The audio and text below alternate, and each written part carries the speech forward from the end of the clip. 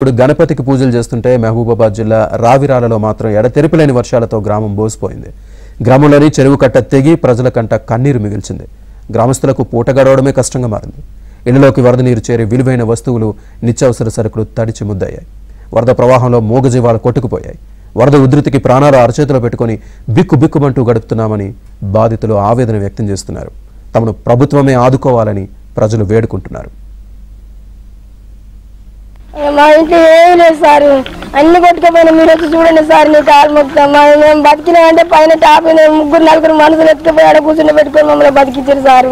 నా భర్త పేరు నా పేరు వెంకటలక్ష్మి, ఆశోద వెంకటలక్ష్మి. నా ఏం చేస్తేనే మేము బతాం సార్, లేకుంటే మాకు ఏం లేదు సార్. ఏం ఇంటానికి తినడానికి ఏం లేదు, పండుకుంటానికి కూడా మంచాలని కొట్టుకుపోయినా సారు. రాత్రి మధ్య 12ంటికి నీళ్ళు వచ్చినాయి. నీళ్ళు వచ్చి ఇంటి పక్క వాళ్ళని తీసుకొచ్చి పక్క వాళ్ళ ఇంట్లో తోలేరు. పక్క వాళ్ళ ఇంట్లో తోలినాక తర్వాత ఇల్లు కూలినాక ఇళ్ళకి చెప్తే భయపడుతుందని చెప్పలేదు. చెప్పకపోయేవరకు అయ్యో తెల్లారికి అట్లా కూలిందని చేసేవరకు వేసిన బియ్యం బత్తాలు, ఫ్రిడ్జి, కూలరు, మంచాలు, కంచాలు అన్నీ ఆగమైపోయినాయి. ఇటువంటి పరిస్థితులు వచ్చిన మేము చేసినాం. నాకు 5 బిడ్డలు, నేను ఒక్కదాన్ని పడుకున్నా. జస్ట్ చేరు అయితే అల్లనే చచ్చిపోతుంది, వాళ్ళ వెనకకైతే అయిపోయింది. వాళ్ళొక పండుగ అయితే మాకు పండుగ, గణపతి పండుగ ఊడ్చుకొని తలలు పోసుకుంటారు. మాకేం పండుగ అవుతుంది. ఇటువంటి పరిస్థితులు వచ్చినాయి నాయన. మాకు ఇంట్లోకి నీళ్ళు వచ్చినాయి సార్. అందరం పండుకున్నాక నీళ్ళు వచ్చినాయి.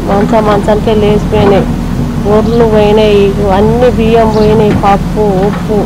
మరుగుతుగా రేకులు ఇల్లు సార్. రేకులు ఇల్లు రాళ్ళు పెట్టుకొని ఉంటే ఇంట్లో రాళ్ళు కూడా రేకులు కూడా కూలినాయి సార్. మాకు అందరు పండుగ గొప్ప పని చేసుకుంటే పండుగ చేసుకున్నాం. వాళ్ళంతా పండుగ మాకు ఏం లేదు, పండుగ చేద్దామని సంబంధం లేదు సార్. ఇట్లా అన్ని బట్టలు గీతలు కొట్టుకుపోయినాయి. కోళ్ళు వీళ్ళు మొత్తం ఏమైనా ఓళ్ళు మనుషులే వచ్చి మంది టాపులలో నీళ్ళల్లో గుంచుకొచ్చి టాపులు ఎక్కించారు మమ్మల్ని. మా ఇల్లు దారుణంగా కొట్టుకుపోయి నీళ్లు 12 గంటల రేతులకు వచ్చి అల్లా కొల్లలం అయ్యి మాకు బజార్లు కూడా నడవటానికి లేకుండా కోళ్ళు గొర్రెలు కొట్టుకొచ్చి మా ఇంటి పక్కల చుట్టూ వాసన అసలు తరీరం లేదు.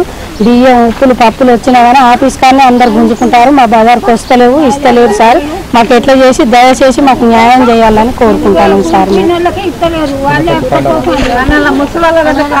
పండుగ రేపు పండుగ అని కూడా